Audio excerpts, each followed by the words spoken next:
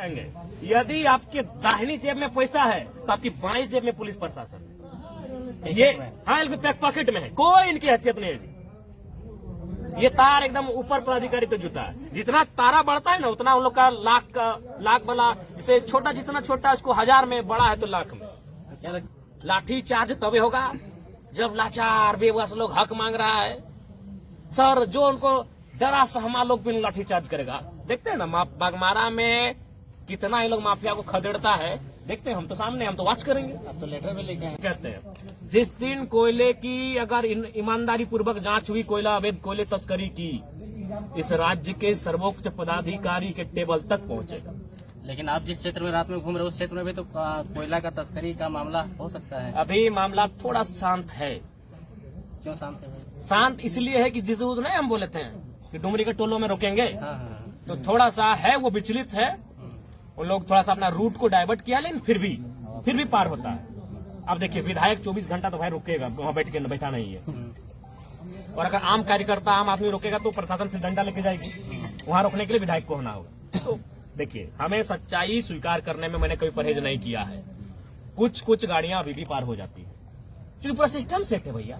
लेकिन हाँ, इतना खौफ है कि जिस दिन सुने हाँ कि बिहार की मंडी में भी चर्चा है कि एगो नया लड़का जीत के आया है और टोलवा उसी के इलाके में पड़ता है। तो ये तो है कि जिस दिन मैं खेपा, जिस दिन हमको थोड़ा सा टाइम भी नहीं मिलता है, 3-4 को विधानसभा जाना पड़ता है, रात को 2 बजे के सोते हैं, फिर 10 बजे, या तो जो सरकार में भी बैठकर क्रांतिकारी डिसीजन होगा तभी ये शांत होगा, और नहीं तो कुछ नहीं। एकदम स्पष्ट कहते हैं इनका लाठी चार्ज तभी होगा जब लाचार बेबस लोग हक मांग रहा है। सर जो उनको डरा सहमा लोग भी लाठी चार्ज करेगा। देखते हैं ना बागमारा में कितना ये लोग माफिया को खदेड़ता है, देखते हैं। हम तो सामने, हम तो वॉच करेंगे। अब तो लेटर भी लेके आए सीएम को। बिल्कुल, हमें खेद है। हम बोले हम कुछ विषयों पर जो गलत है उन पे हम बोलेंगे, लेकिन एक मानवता के नाते हमें भी पीड़ा है कि भाई एक संवैधानिक पद पे जो व्यक्ति है, एक माफिया कैसे मारेगा यार उसको। एक माफिया मार देगा, पत्थर से मार दिया है और अभी सामने से मारा है। जो वहाँ लोग कह रहे, चूंकि यह पुलिस का मामला है, डर से हमें कुछ कोई बोलेगा नहीं। सब जरा मत थोड़ी है कि मुंह खोल देगा, कलेजा चाहिए ना भाई। वहाँ सुनिए, चूंकि एक तरफ माफिया है और एक तरफ पुलिस है, और पुलिस का बड़ा घायल हुआ है, कोई देखा भी तो नहीं कुछ बोलेगा, पीस जाएगा ना, पीस जाएगा। वहाँ क्या हुआ है कि माफिया को पकड़ के ले जा रहे थे डीएसपी महोदय, गाड़ी में बैठाने वाले थे, तब तक उसका समर्थक लोग ला जाके उनको पत्थरबाजी करके घायल कर दिया है। वही देखते हैं प्रशासन का, और आज उनका कार्यवाही बता देगा कि वो सेट है कि नहीं है।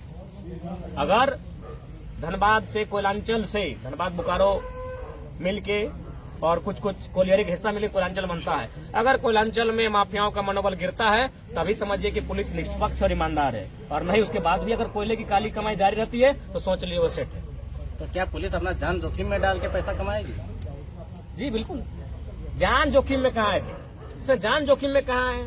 कपार फोड़वा लिया वो तो मैंने जब उनको लाने जाए लगा, गाड़ी में बैठाने लगे, तब उधर से मैंने जो ग्रामीण देखा, जिन्होंने जो डरे समय हमको सुनाए, तब उनके साथ ये घटना हुई। हम घटना की बिल्कुल भर्त्सना करते हैं, निंदा करते हैं, और हम प्रार्थना भी करते हैं कि स्वस्थ होकर वो शख्स, वो पुलिस का पदाधिकारी हम सबों के बीच आए। लेकिन गुस्सा है हमें कि कैसे माफियाओं का मनोबल इतना बढ़ा है, कैसे। लेकिन जयराम जी, अगर इस घटना के तह तक जाएंगे तो 2 राजनीतिक दल, कहा जाता है कि एक सांसद और दूसरा जेएमएम पार्टी के जो भी नेता है, उन दोनों गुटों के बीच में ये झगड़ा हुआ था। और देखिए मामला क्या है, मामला है वहाँ गोविंदपुर शायद एरिया का नाम है, हाँ जो भी है, गोविंदपुर, धर्मा बांध और 4-5 गांव जो भी है, हाँ जो भी है, खरखरी, तो उधर जो भी एग्जैक्ट नाम हमने कन्फर्म है। मैंने बागमारा का वो क्षेत्र, उनको एक गाँव है, कुछ गाँवों को विस्थापित किए बिना काम हो रहा था। और देखिए आज फिर कहेंगे, बेशक हम कंपनी का सामान यूज करते, इसका मतलब नहीं कि हम गलत चीज का समर्थन करेंगे। आपकी टोपी कंपनी से आता है, मेरा जैकेट कंपनी से आता है, मेरा कंपनी क्या की है, अपना लठेत पाल के रखी है, वही जो आप हाँ गुंडा लठेत। और वो लठेत कौन है आज के डेट में? पार्टी के नेता है। ये तो जेलकेम का अगर उसमें अगर थोड़ा सा भी इंटरफेयर होता ना तो अभी नेशनल न्यूज बनता, तब न्यूज में एकदम मसाला। जरा अभी जेलकम नहीं, जरा महतो के समर्थक, जरा महतो के दाएं हाथ, जरा महतो के बाएं हाथ। लेकिन वो सरकार का पार्टी है, सब मोनी बाबा बन गए। तो वहाँ क्या होता है, हिल टॉप कंपनी, नाम लेने में कोई हर्ज नहीं होना चाहिए। वो क्या करती है, गुंडा हायर की है। क्योंकि ऐसा उनको लगता है कि अगर रैयतों को हमको नौकरी देना पड़ेगा तो मान के चलिए 50 रुपया खर्च हो जाएगा, रैयतों को अगर मुआवजा देना होगा तो और 50 रुपया खर्च होगा। लेकिन उनको नौकरी और मुआवजा ना देकर हम कुछ गुंडा को 50 रुपया दे देते हैं, 50 रुपया मेरा बने।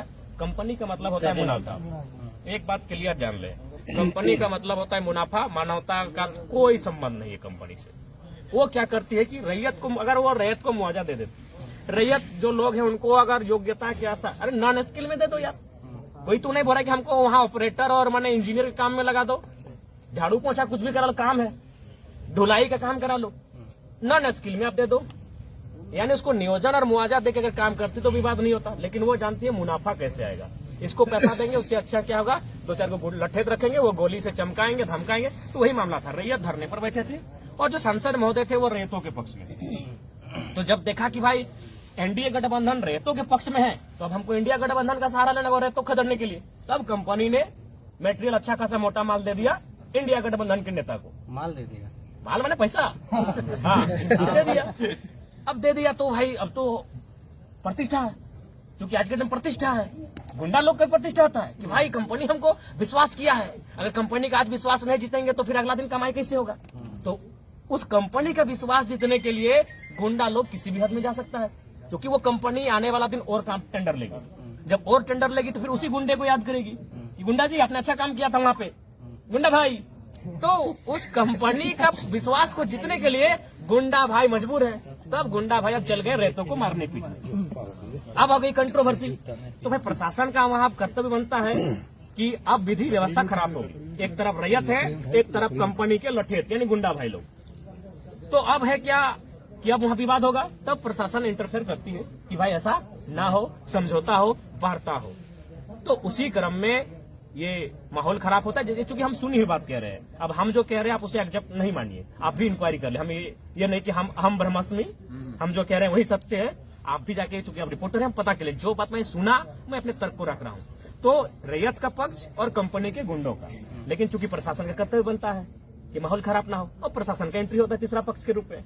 होता है झड़प होता है तो प्रशासन को लगता है कि ये बदमाश है, ये गुंडा है, ये माफिया है, उसको पकड़ के वो गाड़ी में बैठाती है।